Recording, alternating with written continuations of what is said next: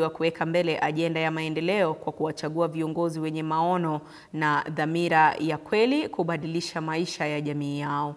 Katika hafla ya uzinduzi wa afisi ya shirika la kijamii la Faza Youth Action Group, viongozi wa eneo hilo walielezea masikitiko yao kuhusu hali duni ya maendeleo, wakisema kuwa upungufu wa uongozi thabiti umechangia hali hiyo. Waliwataka wakazi, hasa jamii ya Wabajuni, kuungana na kutumia uchaguzi mkuu ujao kama jukwaa la kujiletea mabadiliko kupitia ushiriki wa moja kwa moja kwenye ulingo wa uongozi.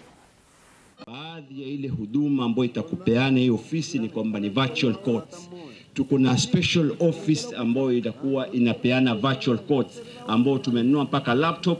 Tumefanya partnership, nafikiri ilikuwa handed over na Lamu Locals, ambao ukitaka kufanya kesi hutaki kwenda polisi sababu tumeweka virtual courts kwa ile police station, lakini wewe ukiona hutaki kwenda police station kwenda kufanya virtual courts, utakuja ofisi ya Faza Youth uakishiwe laptop na ufanye kesi yako iendelee bila kusafiri kwenda Lamu. Naamini pakubwa kwamba watu wa Lamu Mashariki wanahitaji kiongozi ambaye atakuwa karibu na wao, kiongozi atakuwa mkweli na wao, na kiongozi atakuwa mwenye kushirikiana na wao katika mambo mengi ambayo tunahitaji kuyafanya.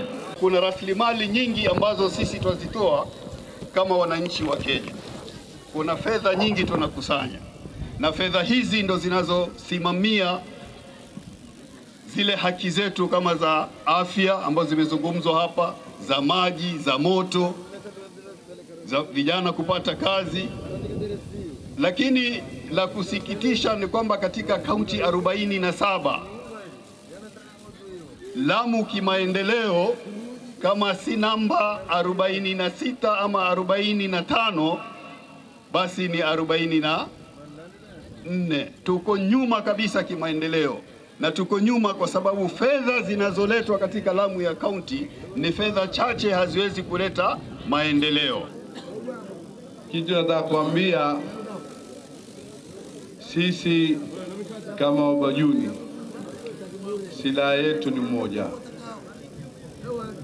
Hakuna silaha iliyobakia isipokuwa ni umoja. Chama chetu sisi kama Wabajuni ni umoja. Gavana wetu ni umoja. Women rep wetu ni umoja wetu. Seneta wetu ni umoja wetu. Na wabunge wetu na MCA wetu wote ni umoja wetu. Na mtazamaji, taarifa hizi unazidi